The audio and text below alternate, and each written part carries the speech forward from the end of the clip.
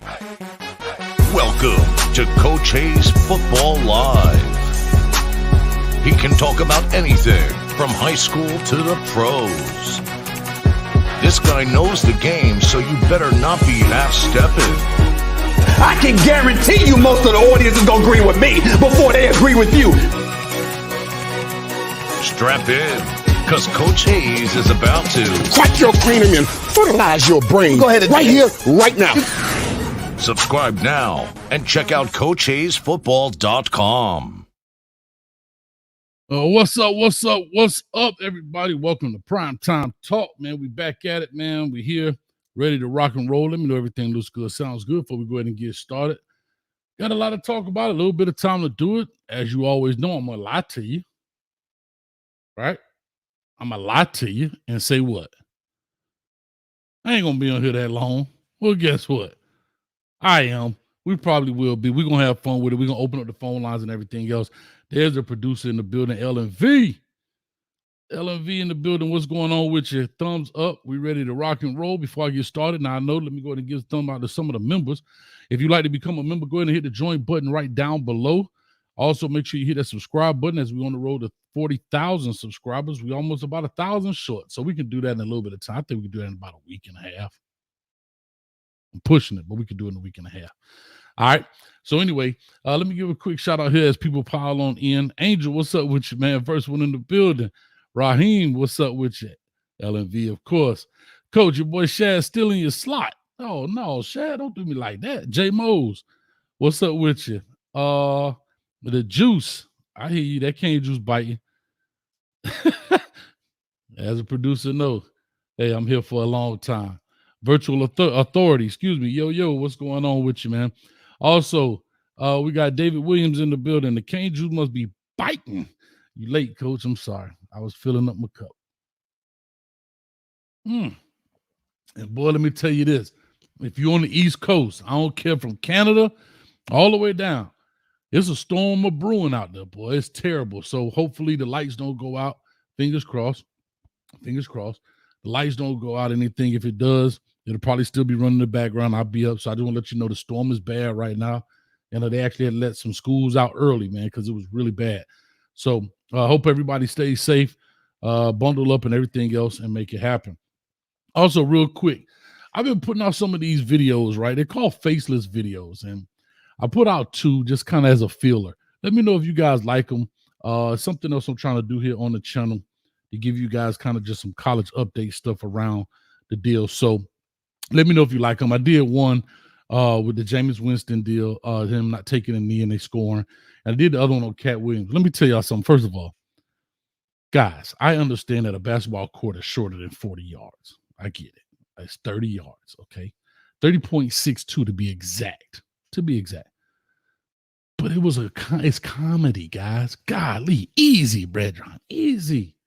More fire, but I'm just saying that to have fun. Have fun with them. I actually like doing them. And there's a reason I'm doing them like that too as well. But the WRAs will be kicking up the class of 25. I'm actually rounding out the class of 24 now. We still got some late guys like Daniel Hill, who just signed to Alabama, the running back. Then I do 230 pounds, 6 foot, 230 running back. And he doing it all for his team. This dude playing quarterback. This dude playing wide receiver, running back, wildcat, kick return at 230 pounds. And he's out of Mississippi. So I got to get that edited up. But I got it. It's raw right now. Film. Pause, I guess. But it's raw. And it is what it is. But anyway, Cat was still moving for a 52-year-old man. I mean, he was running like Forrest. Run, Forrest, run. But for a 52-year-old man, he was getting it in, man. So, again, he's a hot topic out here in the streets. And, of course, you know, Jameis was doing his thing. But anyway, let me see who else in here. My burner account. Let me see. Don't worry about a DC. They just got another wide receiver. They don't need a DC. Y'all tough. One clear. I guess I'm saying that right. How you been? I ain't seen you in a while. I know you've been just recently, but you've been missing for a little bit, man. Coach, be paying attention. He was low-key moving. He was high-key moving for a 52-year-old, bro. Straight up. He was high-key moving. Oh, Lord, have mercy. And Christopher Dukes. Why you call him the snake oil salesman still searching for a defensive coordinator? That's tough, man. But also looking really for offensive coordinator. I know the defensive coordinator is the topic of the day, but actually an offensive coordinator, Pat Shurmur, is still there, but he has not been named as the OC. So that's interesting. But I do want to get a thumbs up in the chat if you guys kind of like those what they call faceless videos, kind of talk about a little bit. Let me know. And we'll definitely make those things happen. Anyway, did a show last week talking about this, and there was a lot of names all over the place in regards to Colorado's search for coordinator positions. We heard everything from Bill Belichick to hell, I threw in Nick Saban name. Hey man, he might well just retire at Alabama and just go be the DC. Those are the wild names on this side of the on this end of the spectrum. On this end, we're talking about more realistic names. And there were a lot of names on that list. Like I said, Lovie Smith has now come up to kind of be maybe on the short list. I don't know. Mike Zimmer was already on the list. Let me see who else. Who else did we have? Jim Leonard from Wisconsin was there. And as well as Ed Reed is still on this short list. So I want to talk about them. I'm going to open up the phone lines. Let me go ahead and put the number up here, build the queue up a little bit. I want to talk about these coordinators in regards to what you guys think. All right. And also, there's a lot of talk about the amount of time, all right, it's taking for them to find these guys. Well, I'll say this. I don't know. There's a lot of speculation in regards to NFL coaches who are still playing right now. So NFL coaches possibly coming in and becoming DCs.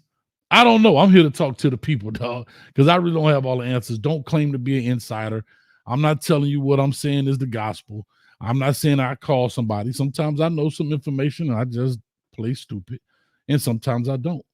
All right. It is what it is sometimes. But at the end of the day, I still want to talk to the people. And what do you think about these young men? Well, these coaches, they ain't young men. Some of these cats could be my daddy. But anyway, I want to go down this list. As you saw in the thumbnail, I had Ed Reed, Jim Leonard, Lovie Smith, and Mike Zimmer. Let's talk Ed Reed for a second. Let's talk Ed Reed. And people keep saying SAP. I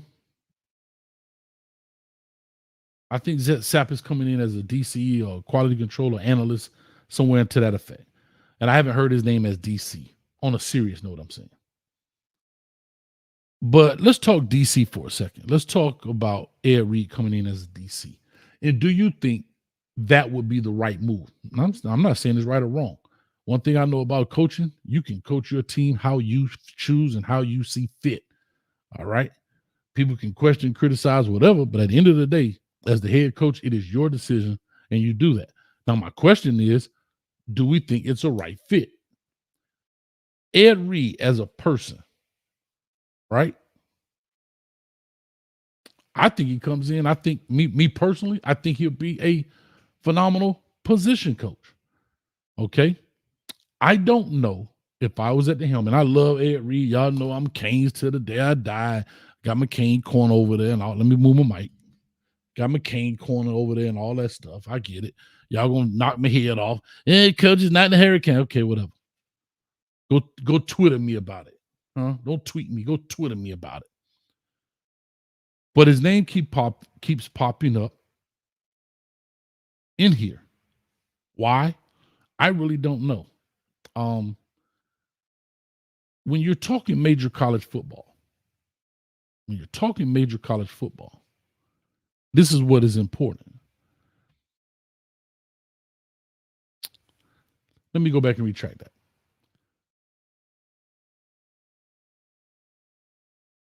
Experience does hold weight, right?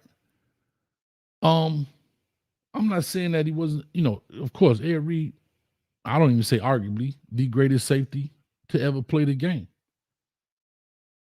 But when you're talking coaching and you're talking about being in the role of calling plays every 25 seconds, it's a little different.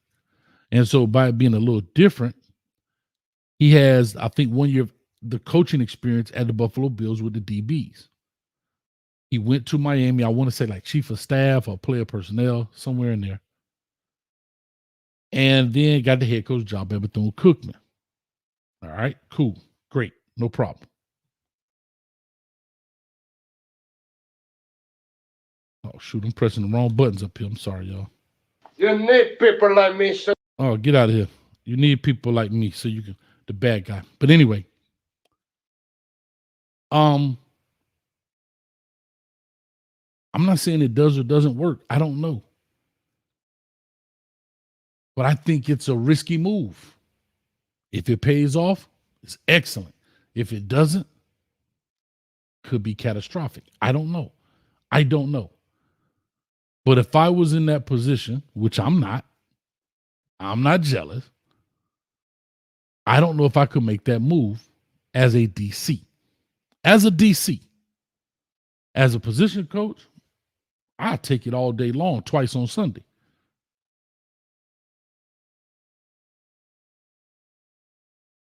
But I think that's interesting. I know they have a friendship, and I know Prime called him when he was going through his deal at Bethune-Cookman and all of that stuff, and I get it. But I don't know if I could make that power move. Now, let me go back to this because I did miss it. Carl Reed, that's with 247 Sports, put up a tweet a couple days or maybe a week ago or whatever it was in regards to a sit-down talk he had with Coach Prime. And I'm going to read his tweet. Carl Reed Jr., okay, it says, Coach Prime discussed defensive coordinator Charles Kelly's move to Auburn, a decision both agreed upon, meaning Charles Kelly, the former defensive coordinator at Colorado, and Coach Prime sat down, and it was a mutual parting of ways. And Charles Kelly's going back to Auburn or is at Auburn right now. Okay, cool, no problem. The anticipation grows as a new defensive coordinator joins, signaling a commitment to an NFL atmosphere. They coming. Here's what's key about this. In there, he says a commitment to an NFL atmosphere. And I think a lot of people jumped on that in regards to maybe a NFL coach coming. Could be, could not be. I don't know. But Ed Reed is an NFL guy. So get it. Cool. The next person on this list, I'm going to leave the youngster for last, is Mike Zimmer. These two names have been up for a long time. Mike Zimmer's been around. People have been throwing his name around. A lot of people, including myself, mistakenly made, I believe, his I don't know, nephew or son or whoever on the staff as Mike Zimmer. And it wasn't based on some tweet or something he did. But anyway, Mike Zimmer has been on the list as well. Okay. But Mike Zimmer comes with a ton of NFL experience. Mike Zimmer was a head coach at the Minnesota Vikings. He was with the Browns. Let me go down his resume here and pull it up. Now the question is, if Mike Zimmer's the guy, all right, 67-year-old Mike Zimmer. He has been coaching since 1979. I was two. 2 years old. Going to tell you something. He's been coaching 44 years. So experience, check. All right. He's coached all over the defensive side of it, but he's been a coordinator for a long time. He was inside linebackers coach at Weber State. He was the defensive backs coach there. Washington State, he was the DC. The Dallas Cowboys, he was the nickel coach, defensive backs, defensive coordinator. For the Falcons, he was the defensive coordinator. For the Cincinnati Bengals, I said Cleveland Browns. I apologize. I meant Cincinnati Bengals, sorry. Defensive coordinator. And then the head coach for the Minnesota Vikings. Head coach for quite some time, 14 to 21, but he's got a lot of coordinator experience, seen a lot. Is that a good thing? Is it a bad thing? It's a good thing because he has experience. And then again, he was at Jackson State in 2022 as an analyst/consultant. So he's been around Coach Prime. He knows how that machine works. All right. He knows how that machine works. Cool. He checks all the boxes, right? Check him off. Now, Lovie Smith comes in the fray. Lovie Smith is a guy been around for a long time, been coaching since 1980. All right. A year after him, so experience is checked off. Been a little bit everywhere. Defensive side of the ball. Linebacker coach at Tulsa, linebacker coach at Wisconsin, Arizona State, linebacker coach at Kentucky, defensive back coach at Tennessee, defensive back coach at Ohio State, linebacker coach for the Bucks, for the Tampa Bay Buccaneers, defensive coordinator for the St. Louis Rams, the head coach of the Bears, and the associate head coach and defensive coordinator, and then turned into the head coach for the Houston Texans. So, experience, check. The question is, will it be a fit? I don't see anywhere where there's any overlap of where he and Coach Prime have worked together. But that doesn't mean they don't have a relationship. But now the question becomes more maybe a fit. Where Mike Zimmer, who worked with him previously at Jackson State, they kind of know each other a little bit. And then we have Jim Leonhard. Jim Leonhard is a young up-and-coming coach. All right. Experience is not necessarily there. Has some experience, but nowhere near as 30, 40 years or whatever. Played in NFL for like 9 years or whatever the case may be. But as a coach, he started at Wisconsin in 2016 as the DB coach, then became the defensive coordinator and defensive back coach, and he did that for 5 years for Wisconsin. Then he became the interim head coach when they got rid of Paul Chryst, I believe his name is. And then he thought, and a lot of people thought around the country, that he was going to be the shoo-in for the job, and he didn't get it. So he decided to leave and go to Illinois and become a football analyst. Cool. Experience? Some. I can't say 30 years, but I mean, that's enough experience. I'm not really tripping. 2016 is, I get it, right? And he moved relatively fast. But he hasn't been a lot of places, okay? Second is, Coach Prime talked about having a relationship with people. Now, I don't know where he would have had a relationship with Coach Jim Leonhard. All right. He didn't become a player, I think, until after Prime retired, if I'm not mistaken. So I'm not sure. He may have been referred, but I don't know if they have a relationship in that sense. And there goes the question, is he a fit? Is he a fit? And then we go to Ed Reed. I don't have to look it up. Played forever, great player, 1 year coaching for the Buffalo Bills. And that was it. So he doesn't check the box for experience. But it would be a great fit. And I think that's the question. Those are great questions, but now you got to have results, right? 4-8, first year. Okay, cool. No pressure, no sweat off your back. It is what it is. But the real question is, can we produce results this year? All right, it's a lot of pressure on Colorado itself within a whole. I don't think they met their own expectations, which is fine. But I also don't think a lot of the fans too, right? But everybody understands it's the first year. No problem. No question. We good. So I say all that to say, who do you guys think would be the person? And why? That's the biggest question. And why? Now let's go back to this splash hire, the NFL atmosphere. If Jim Leonhard is the guy,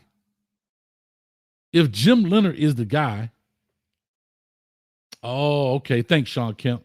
Thanks, Sean. Appreciate that. Good call. I'll put this up here. If Jim Leonhard is the guy, there's the relationship. Okay, there it is. In the words of Trick Daddy Dollars, I know somebody that knows somebody that knows somebody. Dennis Thurman. I did hear that. Dennis Thurman, I want to say when they were the Ravens were together or whatever. But if Jim Leonhard is the guy, then yes, he played in the NFL. Yes, he understands that. But is that the splash hire? And remember, Carl Reed never said that in his statement. He didn't say it was going to be a splash hire. He said it would have an NFL atmosphere. And that's the key word. I think some people took that tweet and ran with it like, oh, it's a big splash hire. Well, I don't care about splash hires more than you care about results. I'm not saying that about Jim Leonhard. I'm just saying. Lovie Smith will be huge. I think Mike Zimmer will be good. I think those three guys outside of Ed Reed, and I hate that I'm even saying that. Oh, Neely said splash hire. Okay, fine. No problem. I think outside of those three guys, and I can't believe I'm saying this about my man Ed Reed, but I don't know if I could hire him. I'm not saying he'd be bad. I'm not saying he'd be bad by no stretch of the imagination. I'm just saying.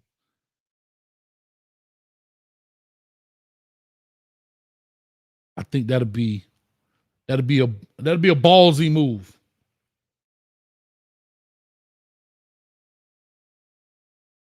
I think that'll be a ballsy move. 862-799-9956. The phone number's right here. Please feel free to go ahead and call in. I would like to hear what you had to say. Sean, Kemp, if you don't mind, I'd love for you to call in. I know you talk a lot about this stuff and you have some information. I think that'd be great.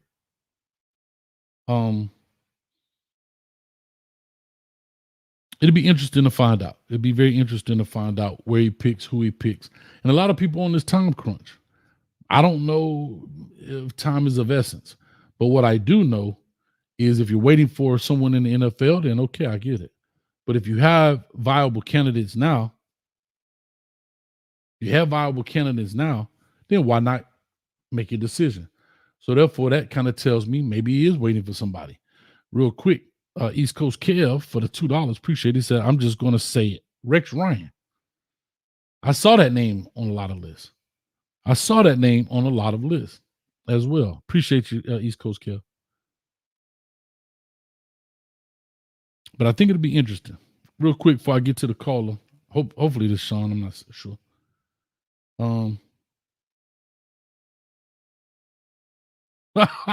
Horace Hardy, Miami Hurricanes is irrelevant. That's why you all in Coach Prime business. Yep. And that's just what it's called, business 101. Why don't you call in Horace Hardy and let's talk about it? I would love for that. It's 2024 and Coach is here for it. I am here for it. I am here for it.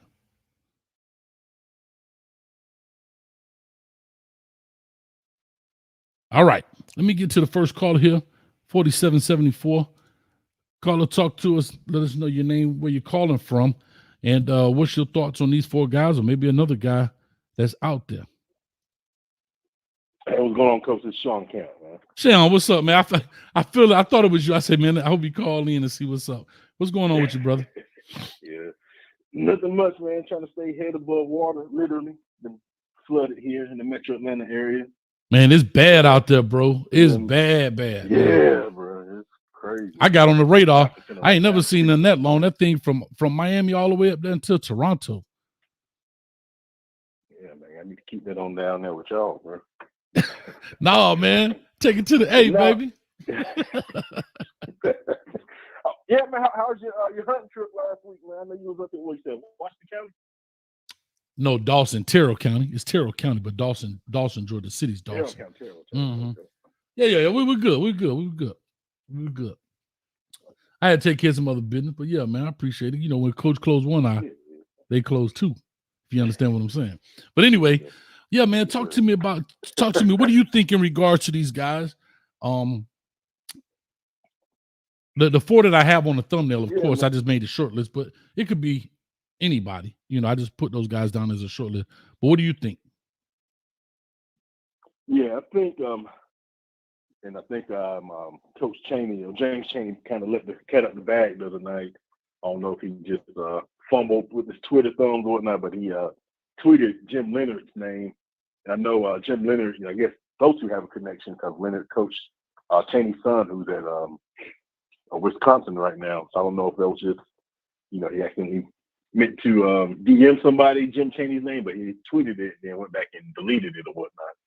But I think, Leonard, just from his overall NFL pedigree and, as I mentioned, his relationship with DT, who was his defensive coordinator with the Jets under Rex Ryan, I think that's a pretty good connection there. I've been hearing a lot about Lovey, and I'm not sure, I know you're talking about different connections. I'm not sure where, other than, just Deion knowing people in the league or whatnot, I'm not sure what other connection those two would have. I keep seeing people post about Ed Reed as well as Sapp. I know Sapp already said off the bat that, you got to crawl before you walk. So he has, no interest in being a DC when he, hasn't even been a position coach or analyst. And with Ed, I would assume it would probably be the same thing, but, like I said, you never know. Mm-hmm. But like I said, those would be my main, like between Leonard, maybe Lovey, and then, just because of Prime and Zimmer's relationship, those would be my top three. I would have said Dennis Thurman, but it was just reported, I guess, Dennis Thurman's name come up as a potential DC at the University of Hawaii. Wow. Here's something. Two things. So, Sean, two things I want to ask you. One, and I'm not trying to put words in your mouth. I'm literally asking you this. So you're saying when Coach Chaney tweeted that, is that what sparked the Jim Leonhard fiasco of like, oh, he could be next, or was his name kind of out there? Yeah, because it had kind of been out there, but after he tweeted that, everybody just kind of flew off the rails after that because people started, like knowing that he coached his son at Wisconsin, and it's been reported, Jim Leonhard has been rumored for a couple other jobs. He's actually passed up a couple jobs, so I'm not sure. Maybe that relationship with DT would put it over the top, but I know he had turned down the USC job a couple months ago or a month ago, whenever. And then he was also rumored for a couple of NFL jobs. Okay. So I'm not sure if, like I said, the relationship with DT being his former DC in New York, if that relationship kind of puts it over the top or what. But yeah, after that tweet by Chaney, that kind of, I guess Twitter went crazy and everybody started assuming. So it was a spark. It was a spark there. He just threw gas on the fire. Is that what you're saying? Yeah, exactly. Okay, gotcha. And then the second thing you said, if Dennis Thurman is up for the Hawaii job, which we all know that's a tough job. I think some of their best years is when they had Devon Best, who that was about 12 years ago. But that's a tough job, right? Colt Brennan and yeah, that's a tough job. A lot of people don't realize. My dog's mud something in the Sugar Bowl that year, but continue. Yeah, but no, I'm saying it's a tough job because it's not the typical deal when people want to talk about traveling. I actually knew some guys that played out there, and they were saying, I didn't know this. They told me this. They were like, look, when we play 2 games on the mainland, back to back. Let's say they play, I don't know, Cal and somebody else or whatever. They don't fly back to Hawaii and then fly back because a lot of people don't realize it's a 5-hour flight from Cali to Hawaii, if I'm not mistaken. So what they do is they come to Cali, play that game and then stay for that week and then fly to the next destination or whoever fly to that destination for the week. So these kids are living in hotels for a week, at weeks at a time. No, you want to talk about, you want to talk about travel. You want to talk about, practicing probably at high schools around somewhere when you on those things. That's a tough deal. So I guess my question is, Sean, if the DC job is up for Hawaii and the DC job is up for Colorado, and he has, again, we talk about relationship, he was a DC at Jackson State for what, 2-3 years? Yeah. That was with Coach Prime, right? Or prior to? Prime years. Yeah, with Prime. With Prime. So with that being said, why not? If I'm Dennis Thurman, I would actually take the Colorado job. It's a better job. It's on fire right now. It is what it is. Why not take that job? Why would I head even more west and go to Hawaii? Yeah. I don't know. My thought to that would be maybe, I don't know, maybe he just wants more of a cushy job. Maybe he, don't want the pressure of being, scrutinized as a Colorado coach. He's in his latter years, if you would, and maybe he sees on the riding to the sunset in Hawaii. My only guess, like I said, I don't know for sure, of course, but that's my only thing that I could think of. Maybe he just, because I know that's pretty much why he took on an analyst role here at Colorado, because he didn't want as much of the responsibility in the day-to-day as far as being a coordinator. So scaling back a little bit. Thought of why he was, I'm sorry? I was saying, like scaling back a little bit. You know what I mean? You're using you're in your latter years, so I get it. Yeah, he's been at it for a while, man. From playing days to coaching. I want to say said over like 40 years in the profession and as a player. So, so maybe he's just in his latter years and want to, kind of ride out in the sunset, man. So. I hear you, man. Well, like I said, I got some more callers and I appreciate it. But like I say, Sean, you know, you're a friend of the family here. You family off in here, man. We actually was man. in Colorado hanging out, having a good You know, time, man. Huh? yeah, man. Just shooting some of that cane juice one of these days, man. You know, like to sip a little bit. That thing had you in there tripping, boy. Oh, I love it, man. You know, wobbling a little bit.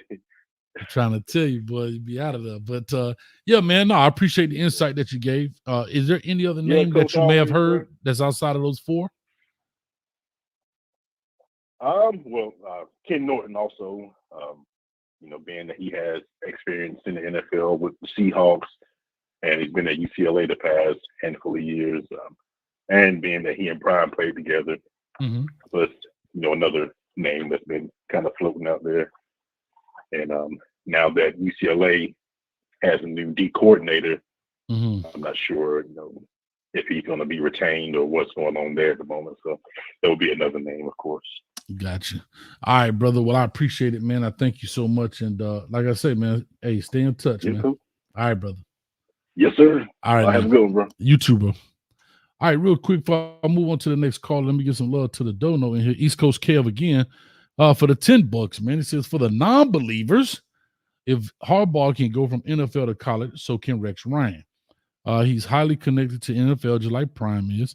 Also great for marketing. Names matter too. Hey, I'm not opposed to it, man. You know, I think as coaches, when you hire people, and not coaches, business in general, we're talking about the administrative role parts of business. Results matter just as much as fit. And I think a lot of people, I'm not saying Rex Ryan not a fit, I'm just talking about fits. A lot of people underestimate what fits or guys that don't fit within the kind of the coaching atmosphere in which is created. You know, there are some coaches that are great coaches.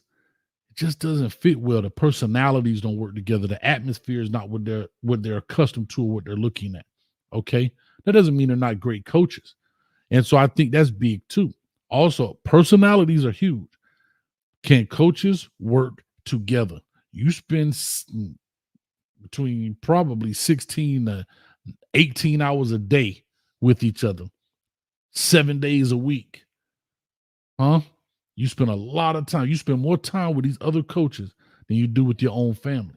And so you're in the office before your kids go to school, and you're in the office when your kids come back from school.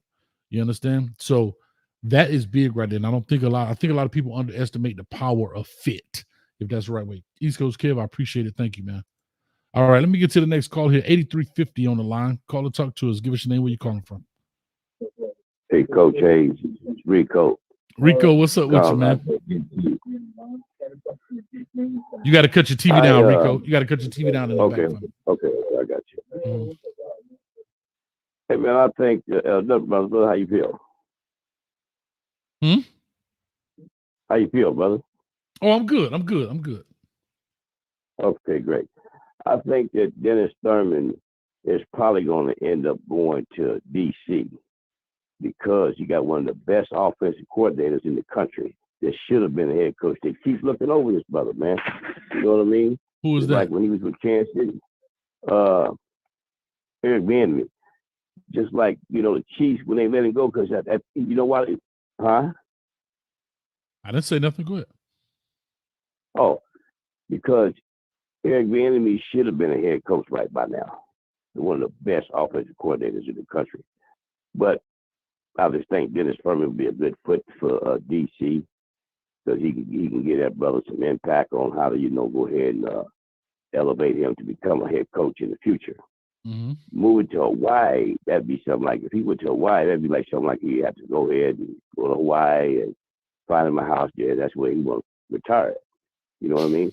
Okay. But that's just my opinion of that. Okay. And then I have another opinion. Go ahead, bro.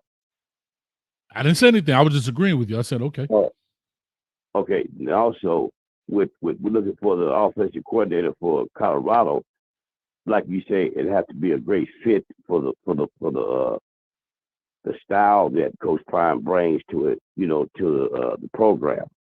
And I believe that's why got out of there, because he just felt uncomfortable, period. What's the coach? Kelly. He Charles just really Kelly, felt the defensive uncomfortable. coordinator. That wasn't his style. And he's not going to hire Rex Ryan because Rex Ryan's not in that style of Deion. So what would be a good fit for Colorado? You ask me, Ray Lewis. I think Ray Lewis would be a great fit. I think he's younger. He needs somebody in between that age bracket that Deion's in. That know how to, work with these young fellas. I'm sorry. Hold on. I said Mike because I was reading. I apologize. Hold up. We talked about this last time you called in. Ray Lewis, another Miami Hurricane great, NFL great. There you go. At defensive coordinator, who again has not coached. I'm not saying he won't be great, but I think he's in the same boat, he's in the same arena as Ed Reed, right? And Ed Reed has been around the coaching staffs and so forth. I don't know of Ray Lewis coaching anywhere. So I don't know, brother. I'm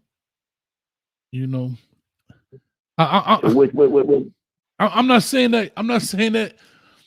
I think it's so much to learn. And yes, he got a gold jacket, and Ed Reed got a gold jacket, and all of that. I'm not looking at the No, I'm just talking jacket. to the other people. I'm talking to the other people as well, because they're going to say, but they got a gold jacket. But it's a different animal. It's a different animal. And I don't know where the Ray Lewis name keeps coming up, because again, I don't hear anyone talking. I don't hear even Ray Lewis talking about coaching. So that's why I'm confused. I just think that, I'm confused too about, who he's going to pick. I just think that he's not going to make the mistake that he did with Kelly and get a guy up in, the late 50s, maybe 60 years old bracket, 65-year-old bracket. That's not going to be able to be a coach that he could fit in with him, his style of play and his mentality. Now, Rex Ryan wouldn't be a bad coach, but I don't know if Rex Ryan is the right fit. I really don't know who is the right fit, if you ask me, but I just thought maybe Ray Lewis would be a good assistant somewhere like that. You know what I mean? Well, that's different now. That's different than the defensive coordinator. Right. I mean, I'm not talking about position coaches. We're talking about play callers, right? We're talking about play callers. Yes, sir. So that's what I'm looking at right there. You know what I mean? And I just say this. I personally don't think he'll do that. Now, when it comes to fit, we can kind of assume. I will say this from a fit standpoint. I've heard this. I don't know Jim Leonhard. I've heard the players loved him at Wisconsin. A lot of players respect him, so forth and so on. And he may be a good fit, again, in that system. But it's a lot. It's a lot. Matter of fact, Coach Prime, hire me for DC, man. Come on, man. That's what I'm talking about. There you go. How my God, Coach Hayes. Coach Prime, if you hearing this, I'm a fan of Coach Hayes, and I'm a fan of you. I know Coach Hayes can do the job. Give a brother a chance, man. I'm from Florida. I'm from Florida. He from Florida.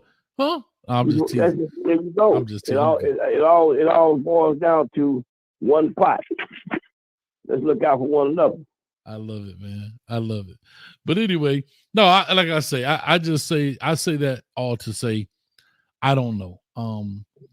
I'm not opposed to the Jim Leonhard. I'm not opposed to the Jim Leonhard hire. 41-year-old guy. Young, active, and ready to rock and roll. Lovie Smith can bring something. Mike Zimmer can definitely bring something. Now I think now there you go. I think Lovie Smith will probably be is who he's looking at. I'm almost willing to believe that Lovie Smith is who we're gonna go get, because Prime can learn a lot from Lovie Smith and not be thrown under the bus. That's true. That's a good answer, bro. That's a good answer. Lovie Smith will fit it right in and help that man become a legacy coach. Yes, sir. Yeah, I thank you for that, man, Coach. Thank you. Yeah, no problem. And then hire you as an assistant defensive coach. You're a people person. I love You it. know what I mean? I love it. I love it, There you man. go. Well, with that being said, yeah, we'll definitely check it out, man. But I appreciate it, man. Let me get pushing, and we'll go from there, man. Much love, bro. I appreciate you always getting me in there, Coach, just for a few minutes. I'm going to watch you, listen. Sometimes I want to call back in, man, because like, we have something else to say. But, you know, I'm just going to listen like I always do, bro. Thank you, man. I God appreciate bless it. you, man. Yes, sir. Thanks a lot, man. All right, real quick, man. Yep. I got one more caller, 7166. Hold on one second. I'm coming to you next. I want to say this real quick. GKB757. Slim, I guess he's responding to somebody else. If Trent Dilfer and Jeff Saturday can do it, Ray sure can.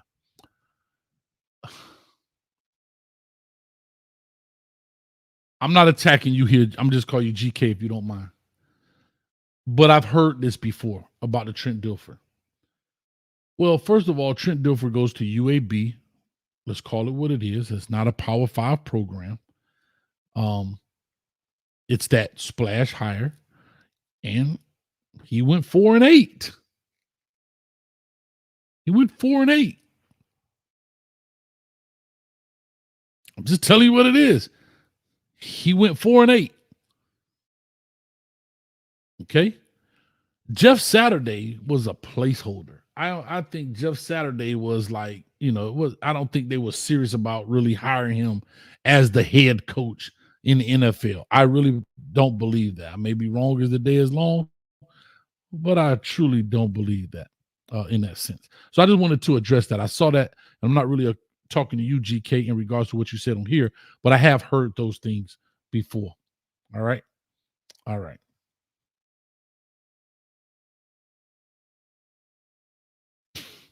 Y'all tough. All right, let me get to the next caller here. 7166. 7166. Caller, talk to us. What's your thoughts about the DCs? And everybody else call on in 862-799-9956. Hey, Coach, how you doing, sir? How are you? Is this Tennis Channel? Tennis Channel, baby. I haven't talked to you in a while. How you been, man? I'm good, man. I'm good. I think we've talked since the New Year, but if we haven't, Happy New Year to you, Tennis Channel. Happy New Year's. I miss you, my brother. I miss you too, man. How you been, man? Been good, dude. Been good. Good. All is well. Good, man. All is well. Enjoying the New Year's. Just doing nothing, literally. That's what it's all about, man. That's what it's all about, man. Hey, just kind of hanging out, chilling. Yeah. All right. So hey, listen. I got a different take, and I'll just share just a little bit up with you. I'm not gonna be with you long, brother. All right. I believe the way Coach Prime thinks and his process, his thought process, his mindset, I believe that they've already made the decision. Now, okay. The reason they put all these names out here is for us, so that they can have we can have the conversation, because we don't know, the fan base don't know. But they put it out there, they put all these names out there. So they said, okay, well, let's see what the fan base is saying. Let's get their side of it. So everybody got this, and this is why your show is going on. And, we got this going on and that. And I think this and I think that. So, but in my mind, based on how they think and the business aspect of what they're doing, up these decisions, you're not going to wait to the last minute to hire the president of the United States, right? You want to go through the process. That process is done within your cabinet. All this stuff has already been done already. So the people can know that we went through the process. Okay. See, right now, your show and everybody else's show that has stuff going, this is all part of the hiring process. They've got to know that. So I believe they've already made the decision. Now, who they've chosen, I have no idea. And to your point, but I'm sorry, Tennis Channel, but to your point, the Carl Reed tweet does infer that he knows who the hire is. right? Like Mhm. it's done. So Yeah. now, how long? It's great marketing, bro. Listen, great marketing, like you said. To your point, Tennis Channel. It has these channels talking about it. YouTube is talking about it, and maybe some other sport networks and other talking heads are talking about it. But his tweet does say that y'all better buckle up. So when you tell somebody buckle up, that's like me saying to you right now, Tennis Channel, boy, hey, Tennis Channel, listen, listen, I'm finna have some stuff coming, boy. You better buckle up. I can't say it. If I say Tennis Channel, buckle up, boy, buckle up. Coach Hayes ain't playing with him. Mhm. What does that mean? It sounds like I got something big to announce or show or interview or whatever, meaning like I already have it in the bag. So that's what it kind of refers to. So now to your Yeah. point, I get it. I totally understand it. I totally understand where you're coming from. But then everybody else get in this big conversation. They get into this big fight, and they're calling everybody's names. And well, you know, this. And like you said, that's part of the marketing process. Sure it is. You know, so I just chill out because you know, one day here soon, we all gonna know who it is, and we're gonna probably be happy about it too. Well, listen, Because let me tell you, Brian don't make too many mistakes. Hey, hopefully we find out. You said one day soon. Well, he got all the way up until the spring game to really do it. I mean, I'm saying that jokingly, but we'll find out probably here, maybe late January. We already 9 days into the year, man. And so yeah, so we'll definitely find out here probably in the next week and a half, 10 days. It's something about 7 to 10 days always sounds right. If you say in the next 7 to 10 days, we'll find out. Go tweet that. So yeah, you may be right. You're a predictor now. You're predicting. Tell him, hey, know. in the next 7 to 10 days, Coach Hayes said Coach Prime will announce 10 days. the guy. I'm gonna write that down. Next 7 to 10 days, Coach Hayes says we'll know. Mm-hmm. Oh, you're right. Okay. I love it, man. Hey, let me let you go, brother. I appreciate you, man. You know I do. Yeah, appreciate it, man. You know we done butted heads a lot. Always. We're gonna continue to butt heads, but now ain't the time for butting heads. I love it, man. Appreciate it, Tennis Channel. Thanks, man. Love you, brother. All right, love you too, man. All right, man. Yo, Creole, I love when you come on. I don't know why, but I love when you come on. You already canceled the Prime debate. Nothing to debate. Why do you continue talking about Coach Prime? The same reason you keep coming on my show, leaving comments. So when you answer, Yo Creole, when you hate me so much, but you keep coming on this show, leaving comments, is the same exact answer why I keep talking about Coach Prime. How about that? I guess nobody cares about the Canes. And one day, and I know Yo Creole, one thing about you, I think and I know it's 2024. I wasn't going to do this, but I think Yo Creole, I think you're really a Prime hater, dog. You're a Colorado hater. You talk about coaches. You talk about they trash. You talk about all that stuff, Yo Creole. You do. You come on here like you hate me, but you be on the channels talking about how coaches trash and this, that, and the other. So it is what it is. So whenever you call in, come get it. Sharpshooter Podcast, he said, your content is dope, Coach. Thanks a lot, man. I appreciate it. All right, let me get to the next call. I know who this is. All right, appreciate it. All right, Tennis Channel. Thanks, man. Yes, sir. Thank you, man. No problem. Thanks. Anytime, brother. All right. And Yo Creole just disappears like that. Anytime you say something, he just disappears. These guys these are the ultimate trolls and robots. So, Yo Creole, I'm telling you, all you do is go out here. You're no different than the other guy.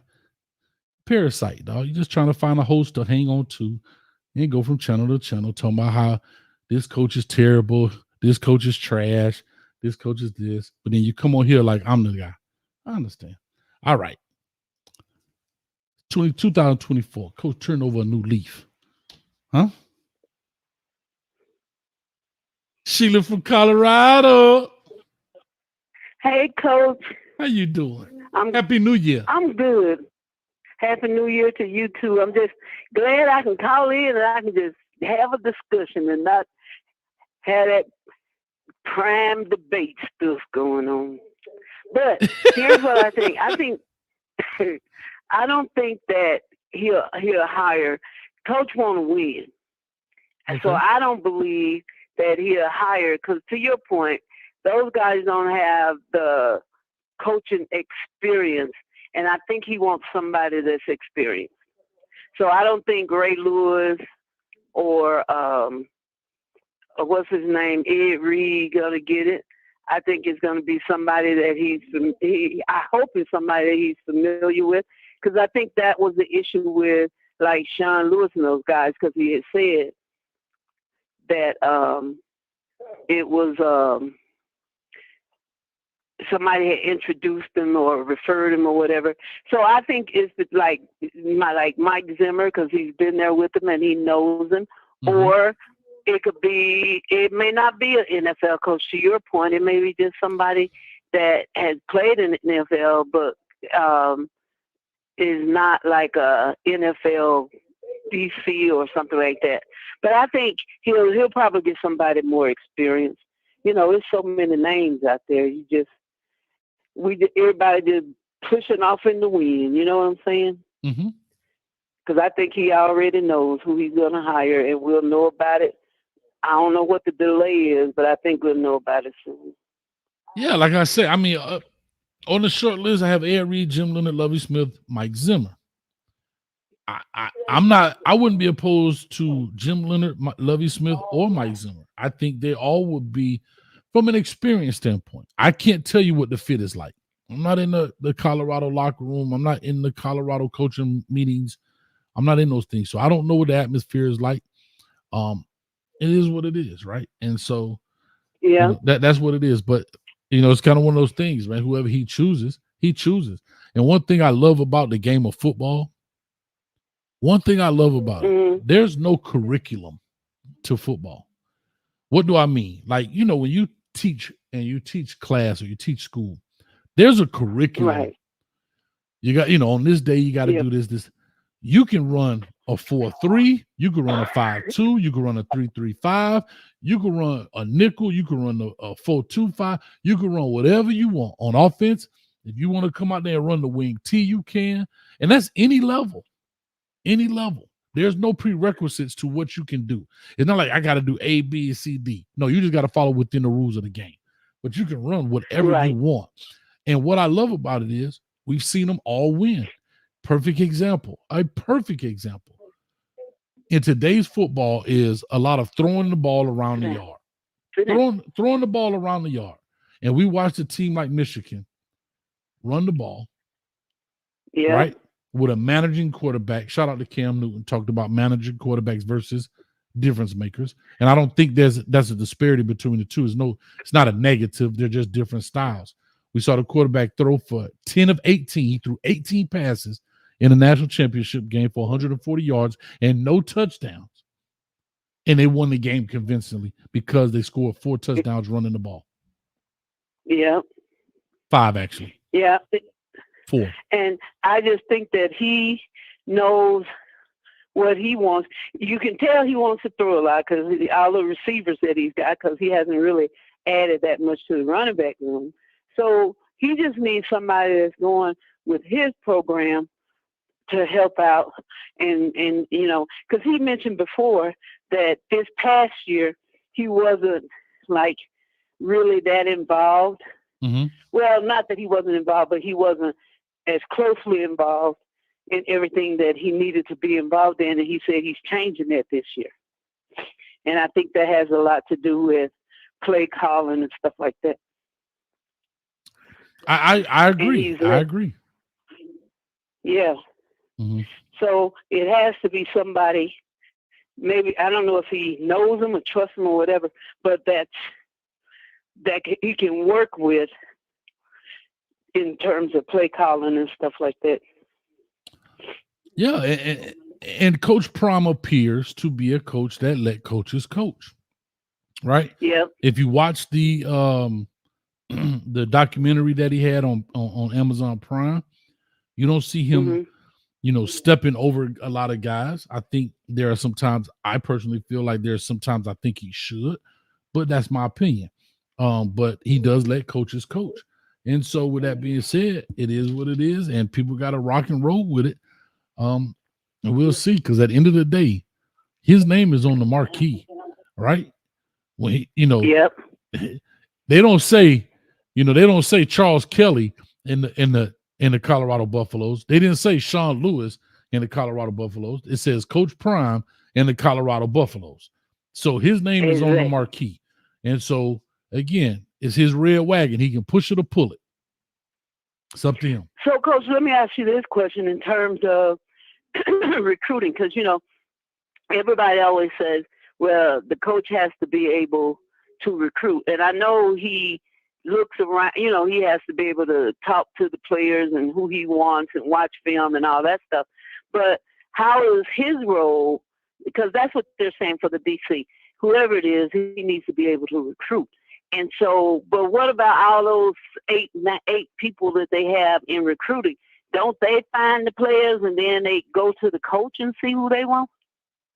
Agreed, right? And so there's a whole recruiting staff, and they identify players, and then position coaches look at them, and if they like them enough, they push them up the ladder to the coordinators. The coordinators like them enough, then they'll go to the head coach and say, hey, coach, I really like this guy, X, Y, and Z.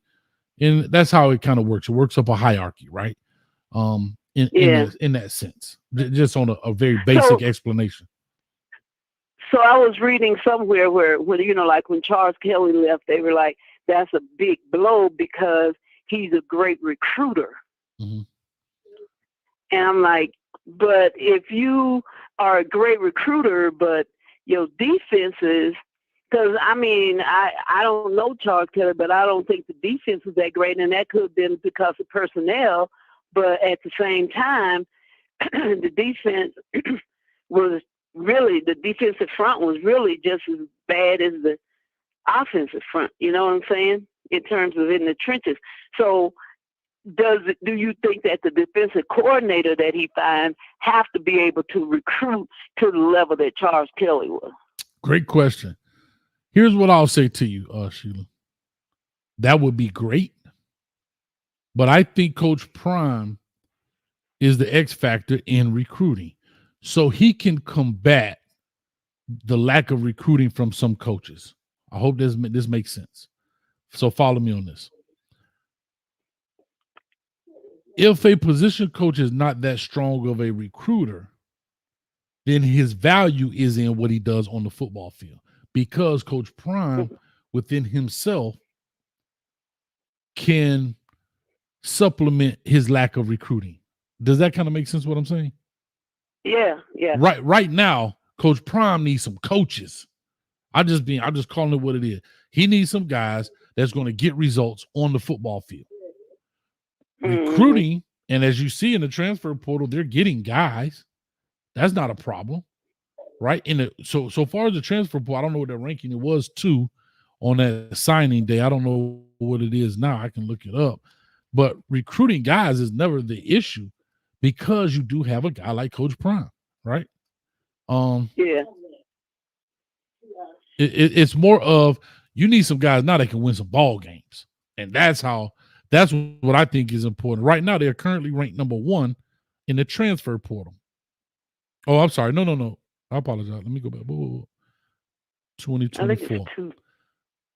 It came up as 2023. Let me go. It's actually number 3 now. They're actually ranked. Okay. It dropped some. So it actually ranked number 3 now. You have Ole Miss is number 1. Texas A&M is 2. This is for the class of 24, off of 247. Ole Miss is 1. Texas A&M is 2. And Colorado is 3. So Texas A&M got 21 guys that came in. Colorado has 20, and Ole Miss has 12. And Ole Miss has 74 points. Texas A&M has 66 points. And Colorado has 65 points. And so I say that to say Ole Miss going to be a problem this year. I just want to put that out there. But anyway, yeah, I got one more caller, 1435, coming to you here in a second. I'm talking to Sheila from Colorado. She makes a gold red velvet cake. Oh, okay. So I was just so let me ask this. So that means Ole Miss got a lot of higher ranked players if they only have 12 There you than go. the other teams that's got in the 20s. There you go. So they have right now. Ole Miss has 1 5-star that transferred, 4 5-stars, and 6 3-stars. Where Texas A&M has 6 4-stars, 11 3-stars, and Colorado has 6 4-stars and 14 3-stars. So again, those rankings are based on points. Okay, I want people to understand that it's based on points. So it doesn't matter how many recruits you have; it's the amount of points they accumulate, and that's how they do the ranking. All right, that's how they do the ranking. But don't they re-rank them from their initial high school ranking to their portal ranking? Great question. I don't have the answer to that. I would think so. I don't know that to be factual. I would assume that they rank them on their current ranking as they enter college instead of their high school ranking. So maybe that's what it is. Let me see who this 1 5. Let's see who this 5-star is for Ole Miss. The 5-star they got from Ole Miss is Walter Nolan. Okay, so Walter Nolan they got as a 5-star. That's the 1 5-star they got. From Ole Miss. I'm sorry, that went to Ole Miss from Texas A&M. Oh, okay. Yeah, so that I can't answer. I would assume they do it that way. They'll do it from maybe their college ranking, but I'm only assuming. I don't have the answer to that. Because I've noticed that there's a initial ranking and then there's their transfer ranking, and some of the guys that were like on Colorado that were 4-stars in their initial ranking, they transfer ranking went to 3. Correct. And some guys who are higher, again, we're just using the ranking as a standard. Some guys come in as 4 stars, but then they don't necessarily produce in college, so they may knock them to a 3. Some guys come in as 3 stars and they produce in college and transfer out as a 4. You know what I mean? Yeah. Well, I guess in the next week or so, we'll figure out we'll see who the DC is and whether or not. I think they're waiting for, I don't know, like that spring portal window. You probably have a lot of guys go in the spring portal window and you may get some more. I mean, I think they got about 5 or 6 scholarships left, so you may be able to get some out of there. No, yeah, I don't think in the spring portal it may be a handful of guys, all based on who leaves. Sometimes I heard that Colorado has 6 scholarships left, or 5 scholarships. So if they fill those up and nobody leaves, now you can only recruit in what you have available. But some guys may leave, some guys may stay. Who knows? But Sheila, I love you, baby. Happy New Year to you. All right, Coach. Yes, ma'am. All right, I'm glad you back to a normal, so I can call in and talk. There it is. I love it. Appreciate it. All right. Bye Talk to you. Bye. Bye now. All right. That was Sheila from Colorado. She said she was going to make me a gold red velvet cake. But she didn't. Doggone it. Ugh. Almost had it. Anyway, real quick. All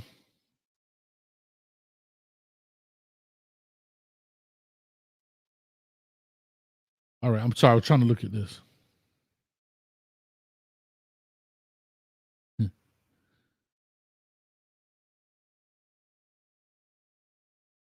Waiting on you, Yo Creole. You notice you ain't respond, homeboy. Huh? You a Colorado hater, Yo Creole. Talking about coaches trash. Players trash.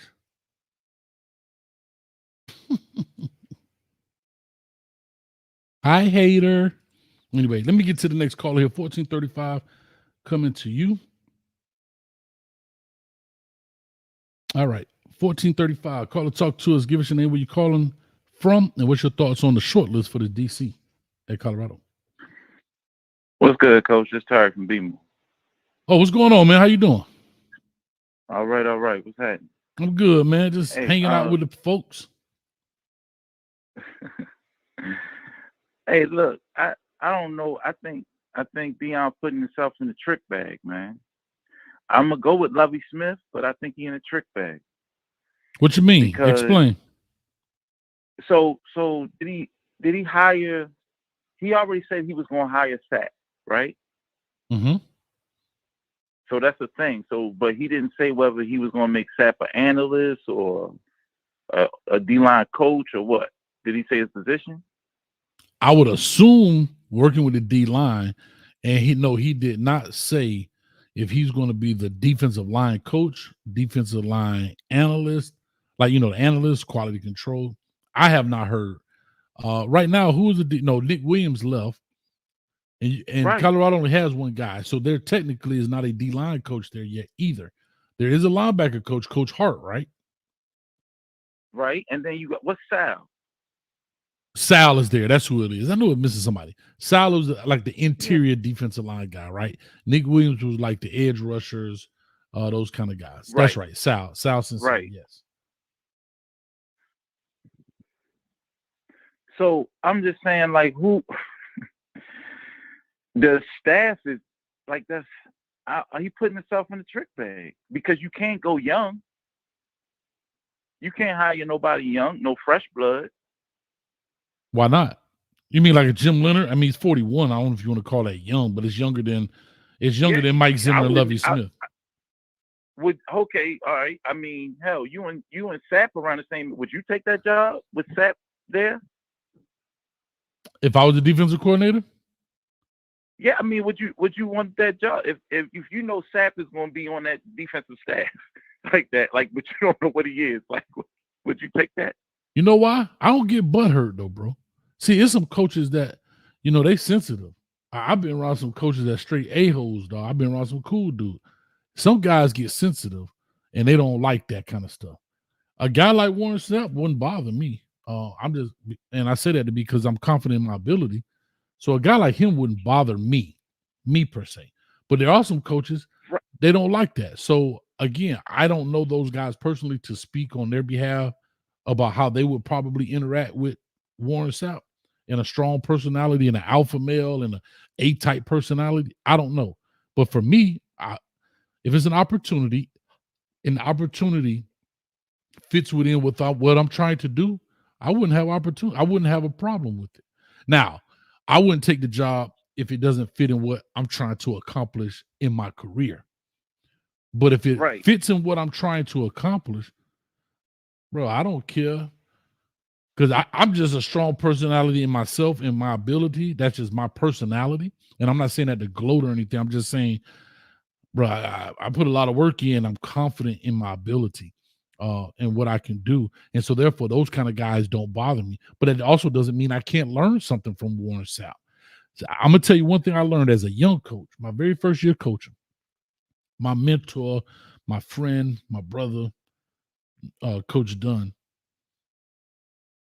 he told me something that was big. He said, in this coaching world, don't worry about how things are said. Worry about what's being said. Right? And I'm going to tell you why that came about. One day, we had a game. I'm young. This is my first year coaching. I'm 23 years old. This dude ripped me a new one, boy. Right? I'm talking about, he cursed me out, but as close as you can get to, like, He cursed out. He used he used curse words, but he didn't curse me out. Like, he called me an MFer and all that stuff. It felt like he was cursing you. Bruh. Like, you want to, like, I'm about to check your chin, dog. You know what I'm saying? Like, hold up. So I remember this, and I mean, I was under my skin. I'm heated, boy. I'm like, we try, and I have nothing to do with it. That's the thing. That's why even when I see the trolls on here, I laugh. It doesn't bother me. They are entertainment. Those guys add value to this channel, believe it or not. Right. Because they like, to me, I tell you, they're like parasites. You just spray them and they go away. But I say this to say that.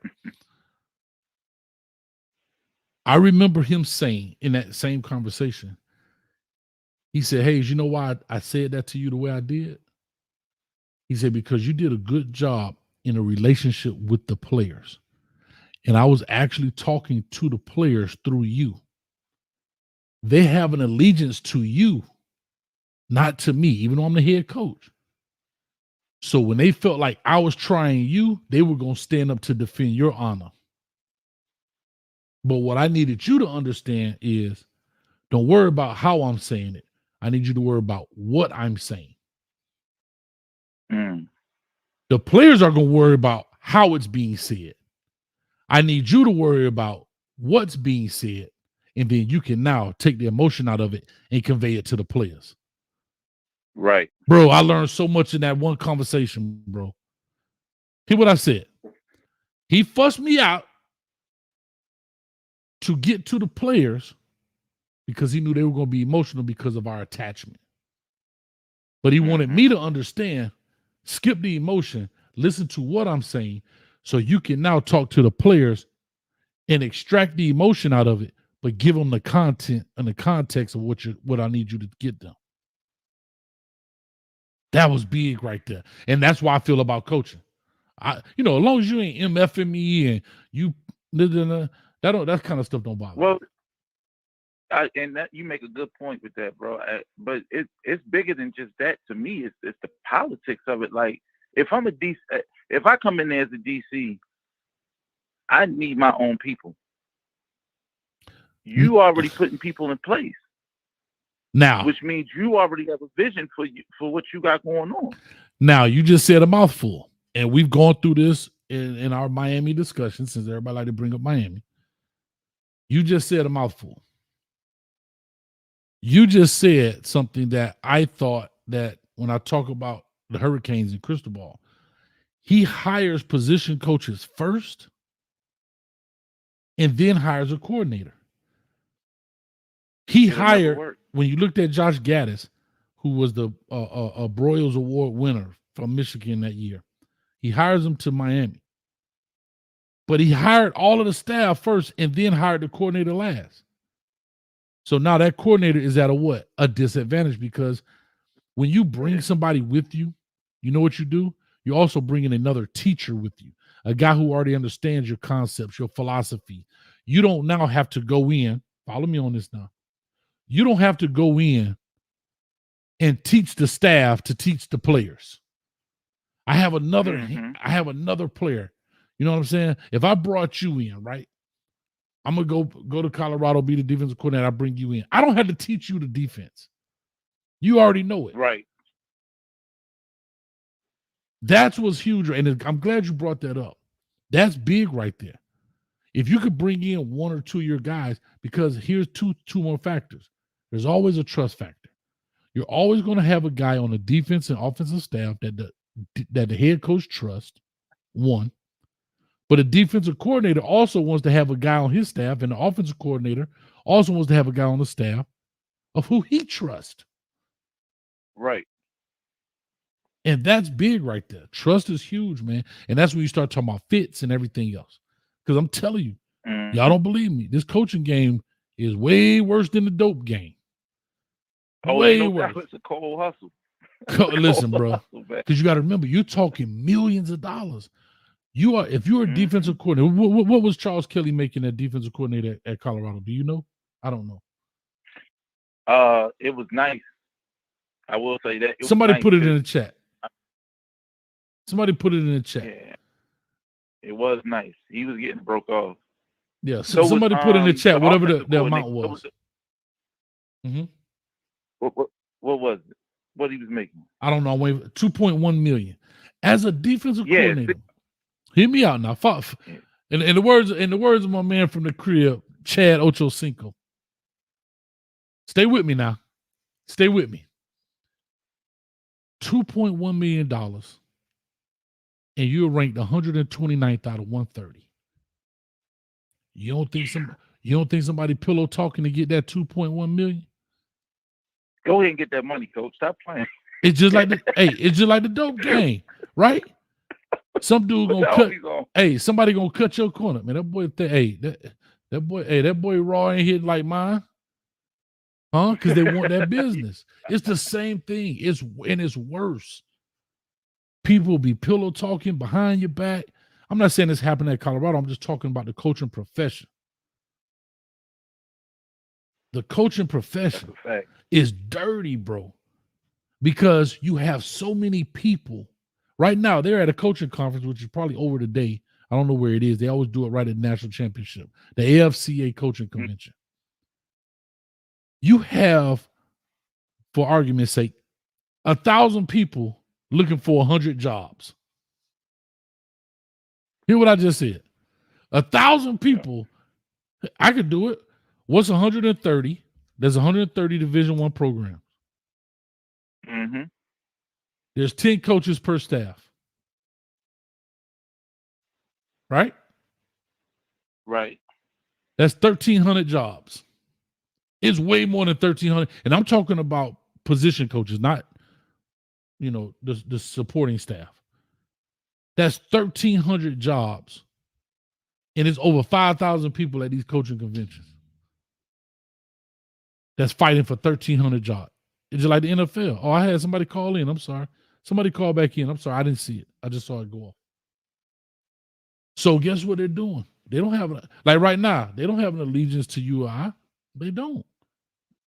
Mm-hmm. And if you rank 130, 127, 128, 129, 130, you don't think it's somebody out there saying, I could do better than that? And I'm only making 400,000 or whatever. Yeah, it's dirty out here, boy. It's dirty, boy. And then I can't. What's going to happen? Because it's bound to happen. What's going to happen the day we disagree? And I get at you, you get at me. Are you going to go to Prime? Or you going to deal with me? Because you know I'm better than me. Whoever come in there, it depends on the know I'm better than them. It depends on the individual. And that's the thing. I'm just saying, bro, to your point. So now you got to talk fit. Again, these are all hypothetical, all scenario. I'm not going to use Warren Sapp name because people will clip this and be like, I'll use you and I. If I had a relationship with Coach Prime, right? Mm-hmm. And you are the defensive coordinator, and me and you get into it, or me and you, it's getting tense. It's getting tense. You may pull back as the defensive coordinator because you know my relationship with him. So therefore, you are now what? You are now in a hostile work environment. Just like me and Tennis Channel. Me and Tennis Channel bumped head like he said. We talked it out. We was on somebody else's show, Rohad, I believe. Talked it out, whatever. And we cool and cordial. But imagine if we never could have talked it out. Every time he come on, I'm at his head, he at my head. That's like me and Yo Creole right now. I'm at his neck because he at my neck. But he won't call in so we could talk it out. Mm-hmm. So now, what happens to your work environment? Remember, you spending 16 to 18 hours with these dudes a day. Now you sit in that work environment like, I got to be cautious what I say because this dude may go run and tell that. I'm just talking about the coaching profession. This has nothing to do with Colorado, Miami, Louisville, any program, Ole Miss, whatever. I'm just talking football and how it works. It's like the Real Housewives of Hollywood or whatever it's called. It is. But the thing is that when you let Nick go to Syracuse, you lost really the youth on that coaching staff. Outside of Mo and a couple other little positions, like you don't really have no youth. Everybody old. That's a good point. Now hold on. You make a great point. I think you got to have a good mix. You got to have wisdom in the room. You got to have people in the room that understand a Kodak Black line. But you also got to have people in the room that can understand the Temptations line, right? Yeah. You got to have somebody in the room that understand what Project Baby mean. But you also got to have somebody in the room that understand what My Girl means. I get it. Great point. Mm-hmm. Great point.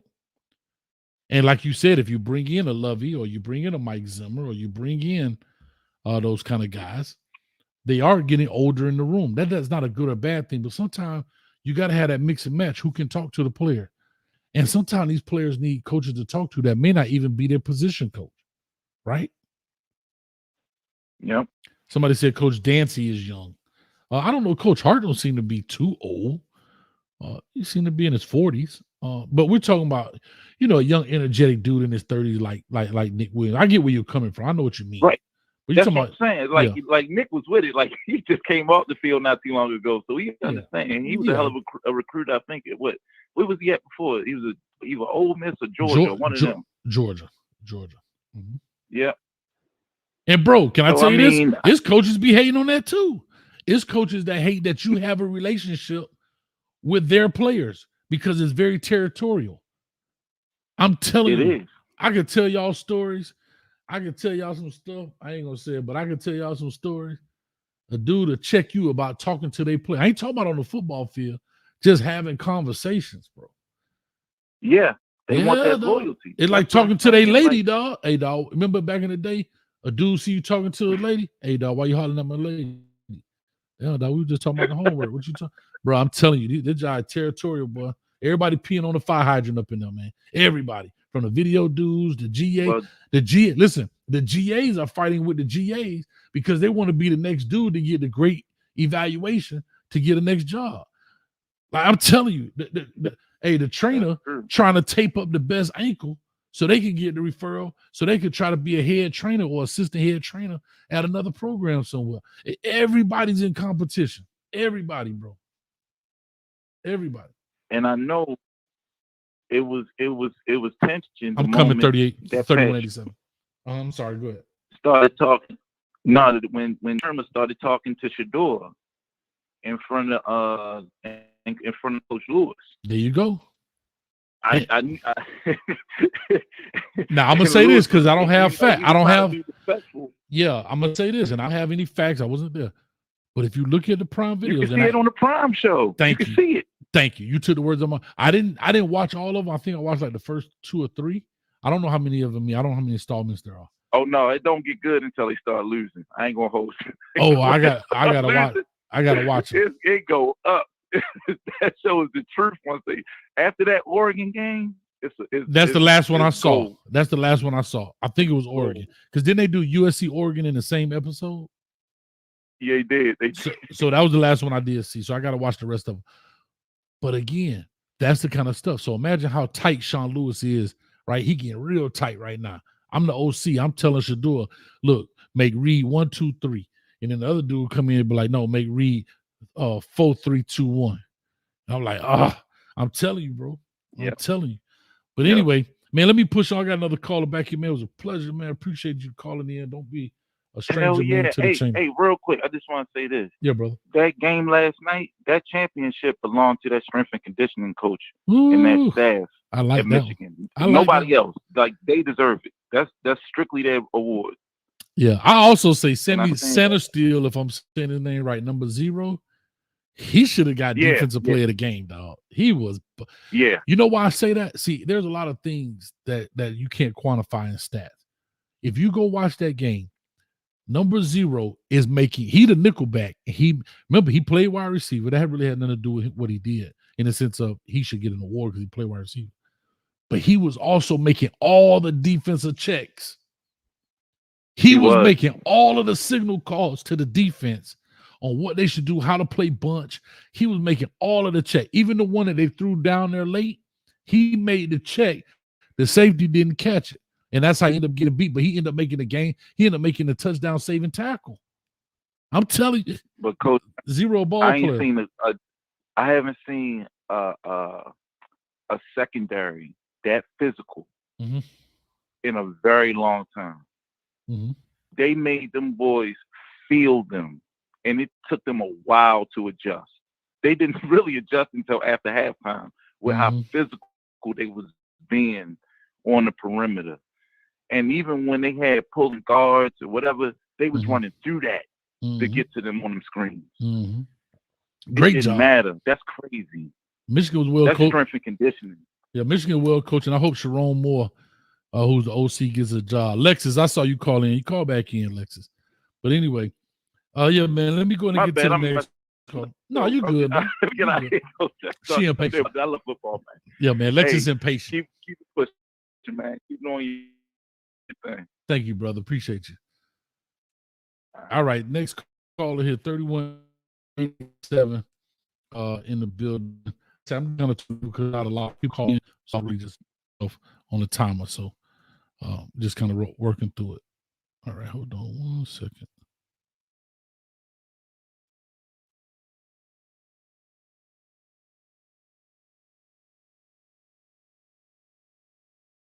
All right, coming to you now. All right, 3187. 3187. Caller, talk to us. What's your name? What you calling from? And what do you think about the guys on the short list? What it do, Coach? This Clark in North Carolina, man. Clark, what's up with you, man? How you doing? Hold on, real quick before we get into it. I know we're gonna talk for a little bit. Lexus, you call back in. I want to know.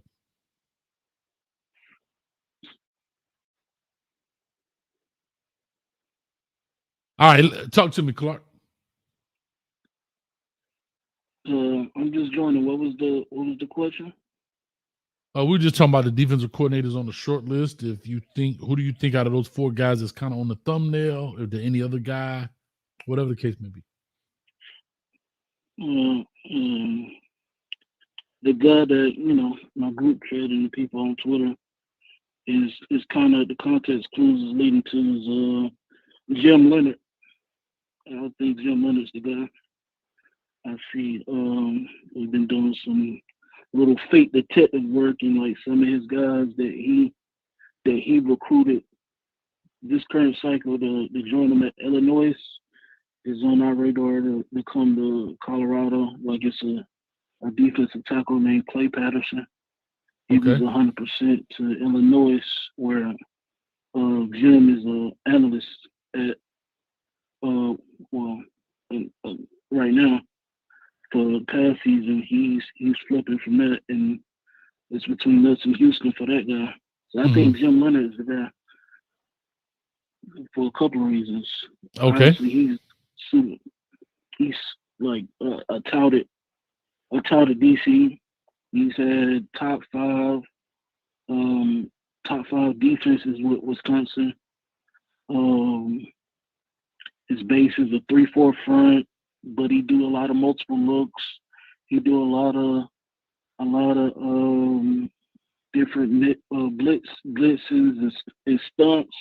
This guy's coverages are like, he's the guy that we need. He's the guy that ain't this.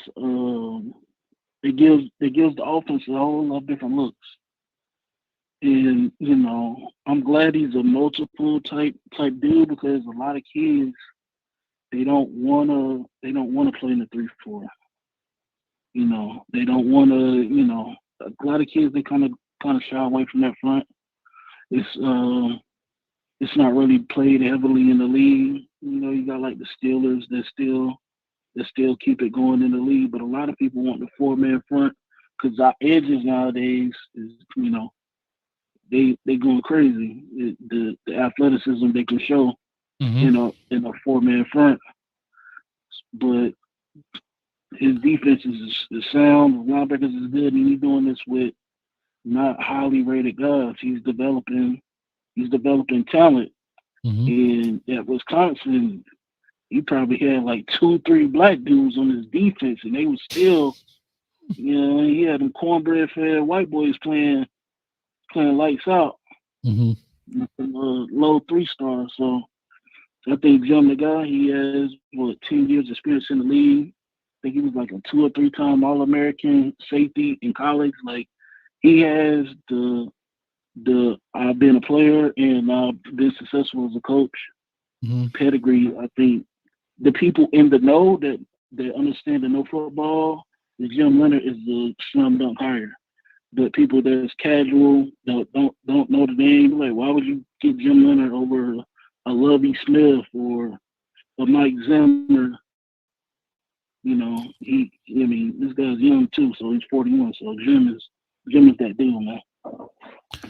Yeah, so I hear you in this sense, and I have to say this. I may be wrong.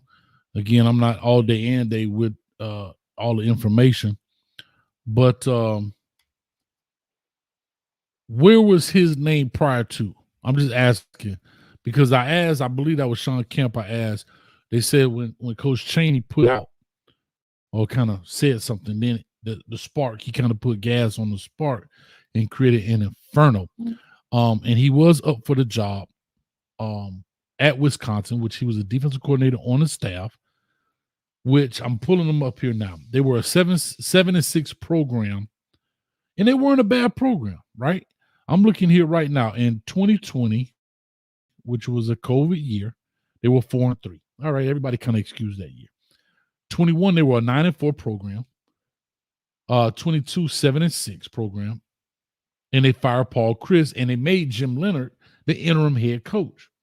Everybody kind of thought he was going to be the shoe-in for the head coach job. The players loved him. He played at Wisconsin, an NFL dude, was a defensive coordinator, kind of on the fast track.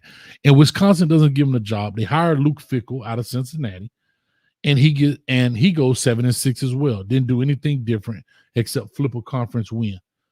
They were 5-4 in the conference versus 4-5 Paul Chryst last year. Why do you think, and I'm asking, why do you think Wisconsin didn't give Jim Leonhard the HC job at Wisconsin with all that he offers? I mean, obviously, I don't have a definitive answer, but I would think maybe they probably wanted somebody that was tenured that actually been a head coach. I mean, Luke Fickell, he's had that Cincinnati program being competitive, and they finally, not too long, got to the Power 5, and he produces NFL talent.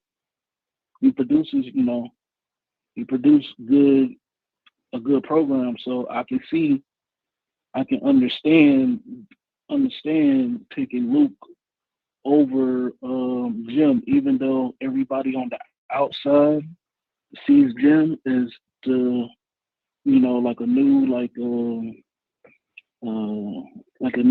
pro, like the top dude, top guy. I guess they maybe see something while he was interim head coach that they think he needs to continue to build on.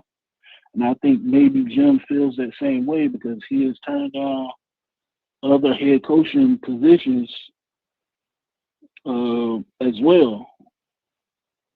And maybe, I don't know exactly a reason, but I mean, he's turned down prominent DC jobs from the pros, right, to college as well. Who is this now? Who is this? Jim Leonhard. You say he turned down a NFL DC job? Yeah. From who? I know you heard he turned down the USC, but I didn't hear about the NFL. That's what I'm asking. I'm just asking, who was that? I'm having a brain fart, but yeah, it was a NFL DC job that wanted them. Bro, I can look up the article, but yeah, that one of them. I think in 2021, after he had the number one scoring defense points allowed per game with Wisconsin, he turned them down. He didn't turn down a lot of jobs. He turned down Penn State. He turned down LSU, Missouri, DC, USC, DC. So he's already touted. All right, so here's what I'll say. I'm looking right here. The Glory, Colorado. That's the first thing that popped up when I said it. I just want to kind of go to Alexis. I'm coming, babe. I'm sorry. Here we go.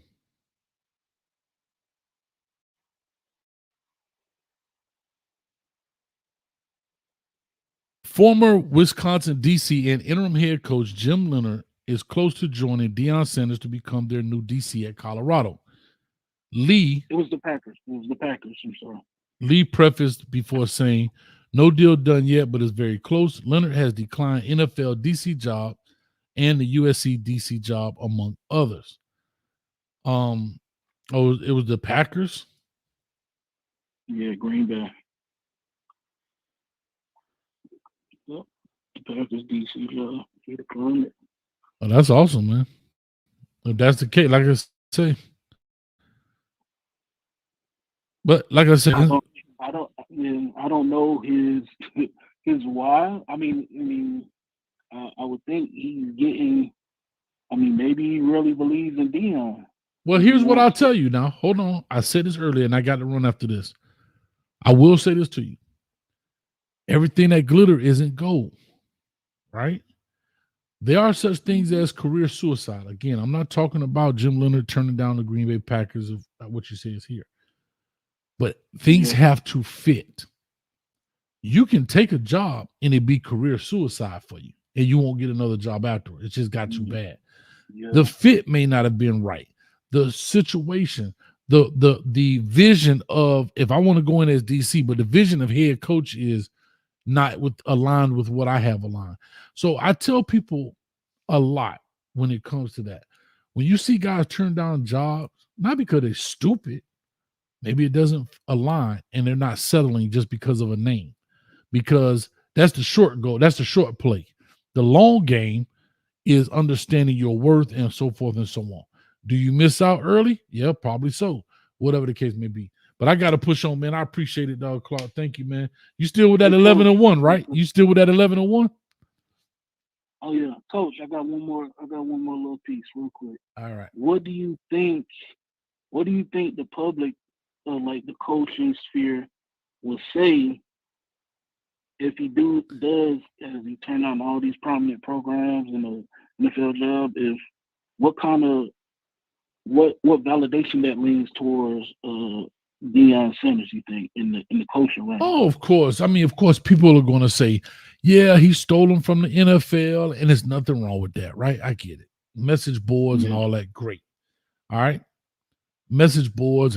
Yeah, we stole them from the NFL, but we got them here, and that's fine. Nothing wrong with that. But at the end of the day, it is what it is, man. And I'm not opposed to a Jim Leonhard hire. I'm not opposed to a Lovie Smith hire, but I thought the last caller, oh God, I forgot his name. And I saw somebody said it doesn't have nothing to do with age. No, the DC may not have to do with age, and coaches don't, but you do try to mix up your room a little bit with relatable coaches, old school father-like coaches. So you have to understand there's a dynamic, there's a mental dynamic to this. There are older coaches that's in that room on the defensive side who are not just great X's and O's, but they become a father figure. They become a father figure to two sets of people. One, the younger coaches, because they teach them, right? Each one teach one. And they also become a father figure to a lot of these players. But then you have a guy like Nick Williams. Do you really think any of the players at Colorado looked at Nick Williams as a father or a brother? Brother. Thank you. So if I'm just pulling a name out the hat, if Lovie Smith is in the room, they're going to look at him as a father figure, a guy with advice, right? And fatherly advice is different than brotherly advice. And then they look at Nick Williams on brotherly advice, maybe girls, relationships, da. But they'll look at Lovie Smith in the realm of different type of advice. So there's a reason why you mix that room the way you do. All right. But Clark, I got to run, man. I got to get to Lexus, and I got to get ready to get up off of here in the next few minutes. Yes, sir. Thanks, brother. Appreciate you. No problem. All right. Real quick, Lexus, I got to answer a question because Easy Does It is killing me. Janoris Jenkins from Pahokee, Florida, played for Florida, was super fast. All right. I think I'm right. And Rabbit, if you're talking about a Rabbit out of Miami, is Eddie Brown, right? Which is Antonio Brown's father, if I'm not mistaken. So if that's what you wanted to know, Eddie Brown, who is Antonio Brown's father, coached in Arena League, ended up coaching at Miami Northwestern, from Miami Northwestern, so forth and so on. All right. So hopefully I answered. And if you notice, I went over here Googling, but Janoris Jenkins, and like I say, them cats was chasing the rabbits over there in Pahokee, Florida. Pahokee has some good ball players go through there, man. All right. Let me get the Lexus.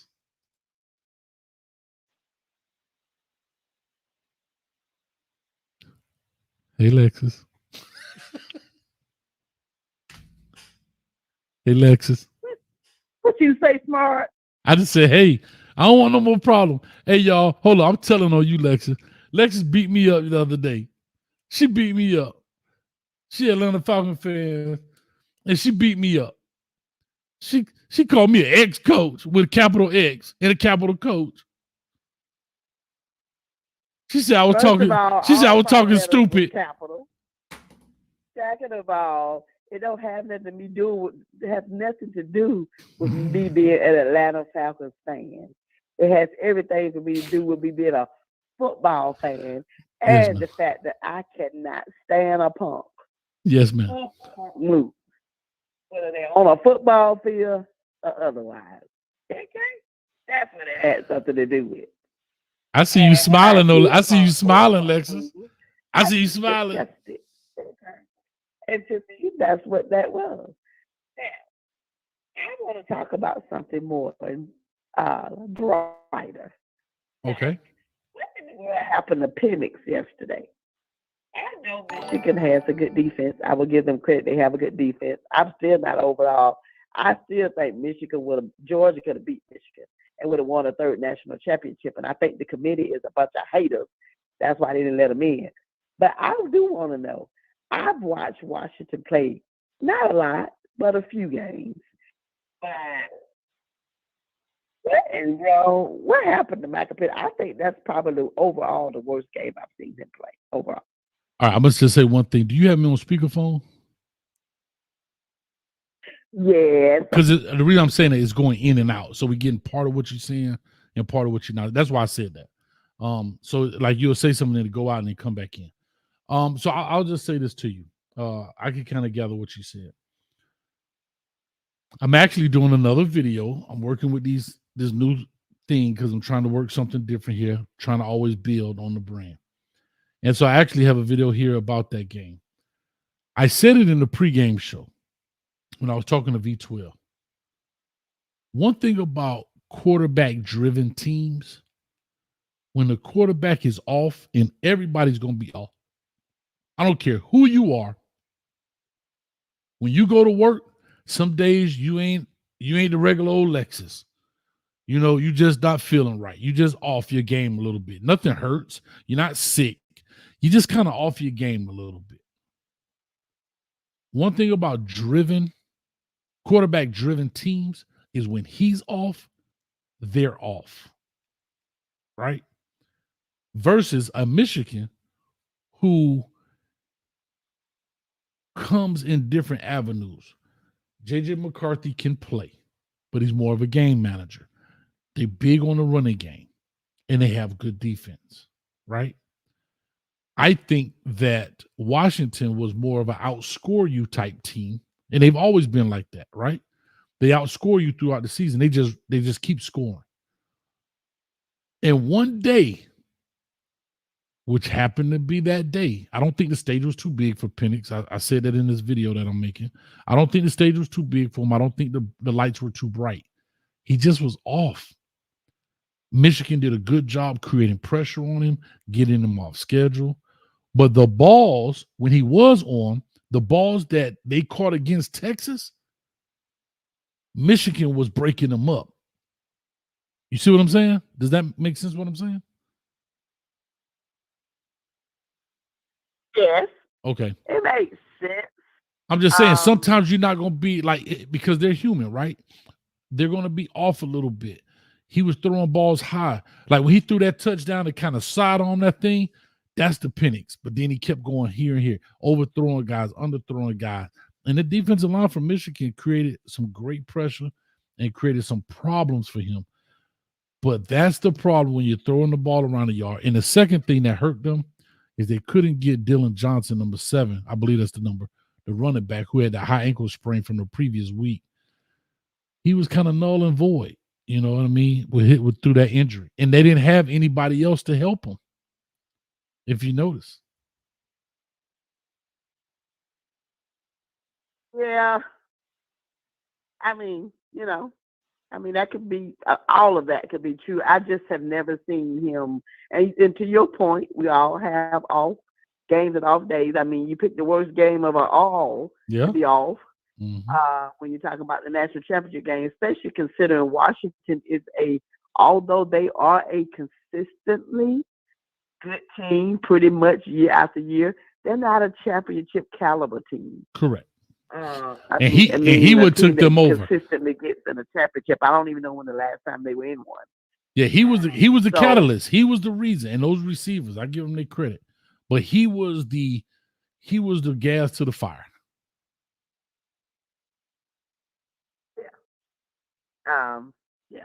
Yeah, that's a bad time to have a bad game. It is. It When is. you get your shot at a national championship game. I just think, and I'm not trying to take any credit for Michigan because Michigan does have a very, very good defense. Mhm. I'm just saying, I've just seen him play better. I mean, he kind of gave Michigan something that they didn't need, and that's some help with the way he was playing offense. Yep, Michigan as well. It just wasn't good. I mean, I saw some of the passes and stuff, and I thought, what in the world, is he all right? What's wrong with his arm tonight? It just wasn't the same. I mean, Yes, Michigan might have been knocking some of them away, but they weren't thrown the same either as they was against Texas. No, listen, So, I totally I think it was agree a with you. combination of both things, which made the game just get a little messy. The committee screwed up. They didn't have the best 4 teams in there, number one. And then, it ended up costing for a second half that just got boring, honestly, for a title game. So, but anyway. Well, I'll say this. Only thing I can say, I can agree with you in regards to I think Georgia would have been a better game. However, Georgia lost the game they needed to be in it. No, they didn't. They didn't lose the game they needed to be in it. Georgia won 29 games in a row, 2-time defending national championship, and they lost by 3 points to overall probably the best college football team in football, period, just overall. So the committee was punked out and decided they wanted Alabama in. Well, they couldn't let Alabama in without letting Texas in because Texas is the only team that had beat Alabama. So that's why Georgia got screwed. Not because they lost necessarily to Alabama. They still deserve to be in it, win or lose, after looking at that resume that I just said to you. They got screwed because they had to get Alabama. And to get Alabama, they had to pull Texas. Texas looked up and beat Alabama at the beginning of the year. Because Texas ain't the top 4 team in the country either, by the way. So couldn't take one without the other, so they took them both, and that kicked Georgia and Florida State out. That's what happened. It wasn't necessarily but they still that game. At least it shouldn't have been. It was a bunch of human beings, nutcases, making a bad decision. That's what it was. All right, I ain't gonna fight you. Exactly. They still lost. They should have lost to Alabama. Huh? Say what? I don't think they should have lost to Alabama. I don't think they should have lost to Alabama either. I also don't think they should have been put out of the playoff because they did. TCU lost their championship game last year and didn't lose the ranking at all. Period. They were number 3 going in. They lost to not TCU. Yes, TCU. Kansas. They lost their game. They Big 12 championship game. That's what they in. I'm trying to think of the conference. And they left them ranked number 3. After losing their game. They left them. They didn't even change their rank. Yeah, but you didn't have a Pac-12. Yeah, but you didn't have a Pac-12 that was that. But you didn't have a Pac. You ain't gonna tell me that ain't some hate against Georgia to knock them from 1 to 6. And we all know ain't no 5 teams in the country better than Georgia. That's crazy. And to knock them from 1 to 6 after they lose to the best team, just really period. Just overall. Because you have to understand one thing. I have learned in football very quickly. The best team don't always win. And I still say Michigan ain't better than Alabama.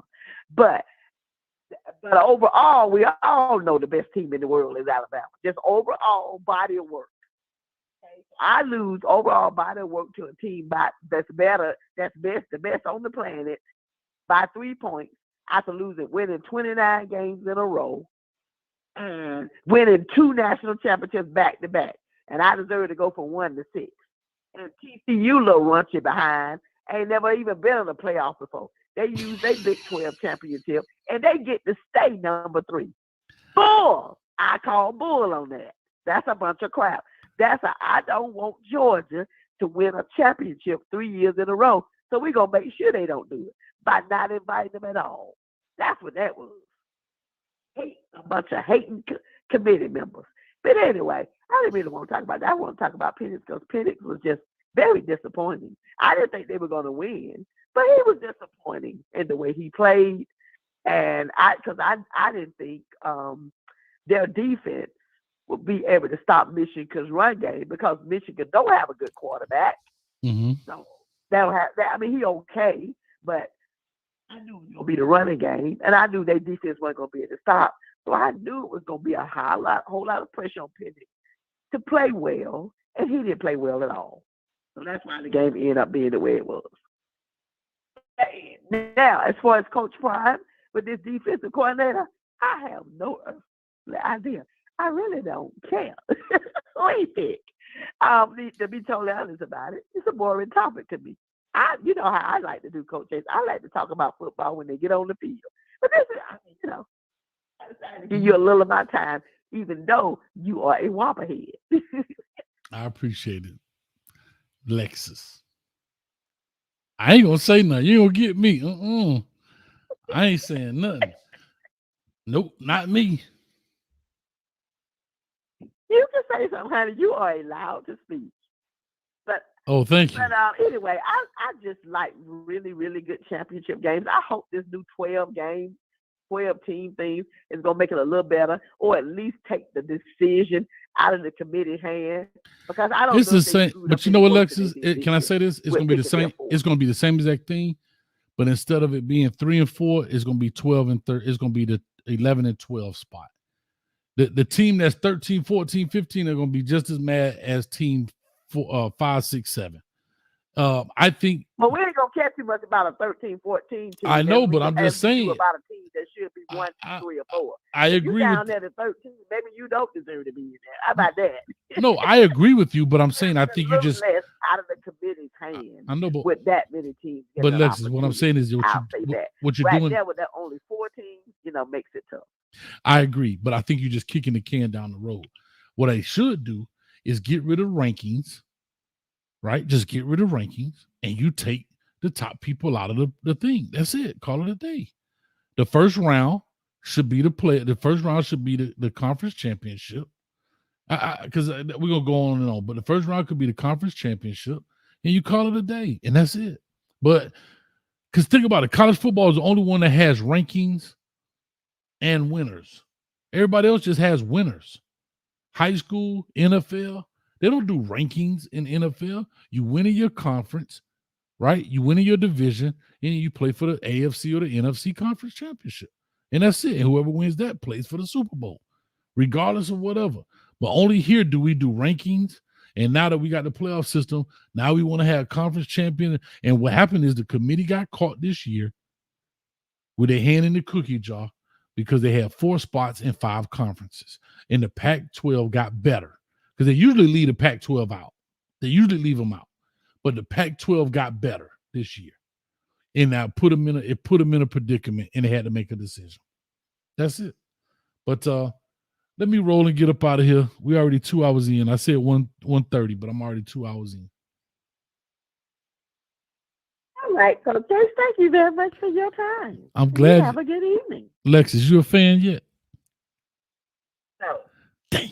Stop it now. You stop it. You know I ain't no fan. I want you to grin. Just smile for me, Lex. No, I am not a fan. There she go. I got it, y'all. I am watching your show and supporting you. Don't you? You need to let that be enough now. Stop it. I want more.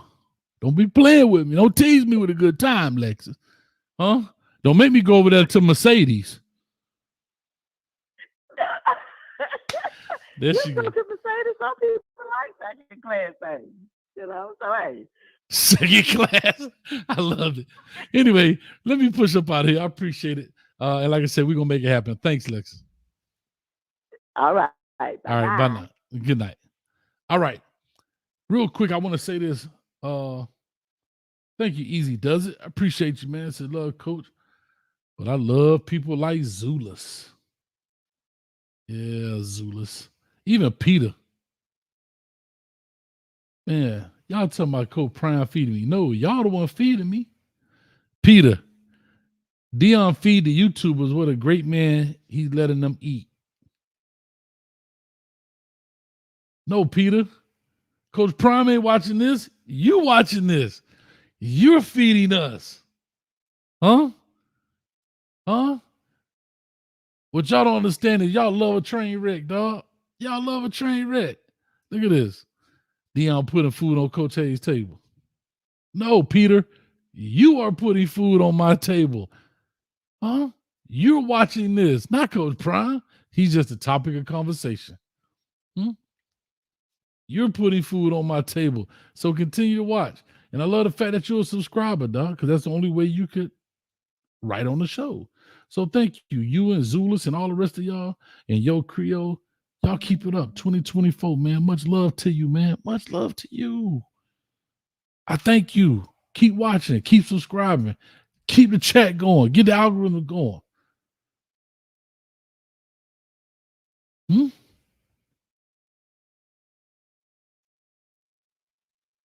Coach Prime, what's up, baby? Still think you're the greatest football player of all time. But, you know, it is what it is. We got to talk football. Ain't no pressure. All right. Anyway. No, you didn't miss the Oracle. She'll be on tomorrow. All right. We're gonna talk a little Miami football tomorrow. There you go, Easy Does It. Get the likes up. Peter. First of all, your name's Peter. Can I get a hell yeah? Right. That's no different than Cat Williams feeding the media. Come on, dog. Like, y'all petty. Get out of here with that. Yeah, go clip that.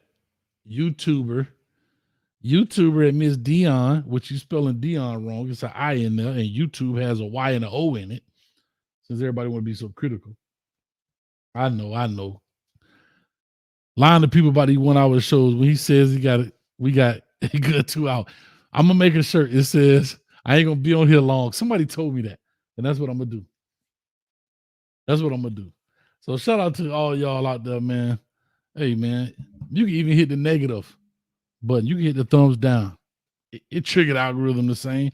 So, Peter, hit the thumbs down, hit the thumbs up, hit the thumbs down, hit the thumbs up. Do it till you get a blister, dog. I'm loving it.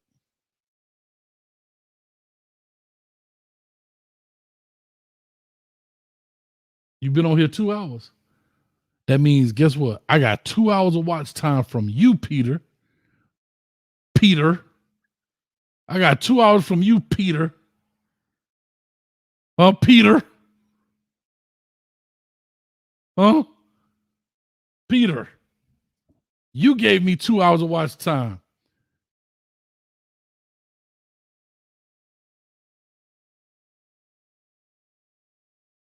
Zulus. I've been seeing you in the talking trash. People love a train wreck. Y'all just here to hear controversy. This is all y'all here for. You know what y'all here for? This right here. Watch this. Ain't no controversy. Your ass just don't know what. And that's it. I'm not finna deal with that. I've already squashed it, and I'm done with it. But that's what y'all here for. So come on with it, man. Hey, Easy Does It. I appreciate you, man.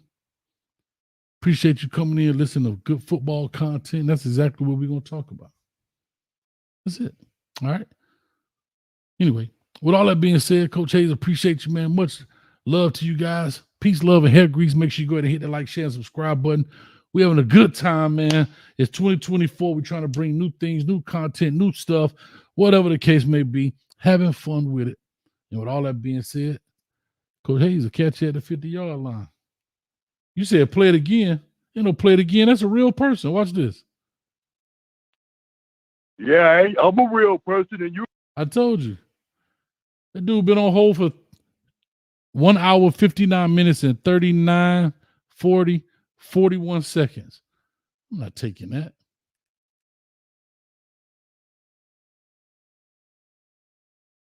Some stuff don't make your stuff better.